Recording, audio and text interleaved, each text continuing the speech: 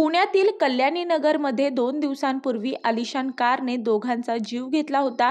या प्रकरणातील अल्पवयीन आरोपीला जामीन मिळाला असून त्याचे वडील बांधकाम व्यावसायिक विशाल अग्रवाल यांना आज पुणे पोलिसांनी छत्रपती संभाजीनगरमधून अटक केली आहे। या दरम्यान आज पुण्याचे पोलीस आयुक्त अमितेश कुमार यांनी पत्रकार परिषद घेत या प्रकरणात आतापर्यंत केलेल्या कारवाईची माहिती दिली। पोलीस आयुक्तांच्या या पत्रकार परिषदेत आणखी एक धक्कादायक आणि तितकीच संतापजनक माहिती समोर आली आहे।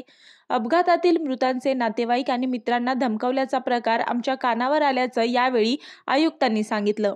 यावेळी बोलताना पोलीस आयुक्त अमितेश कुमार म्हणाले की या अपघातातील मृतांचे नातेवाईक आणि मित्रांबरोबर वाईट वागणूक आणि त्यांना धमकी दिल्याचे काही प्रकार आमच्या कानावर आले आहेत।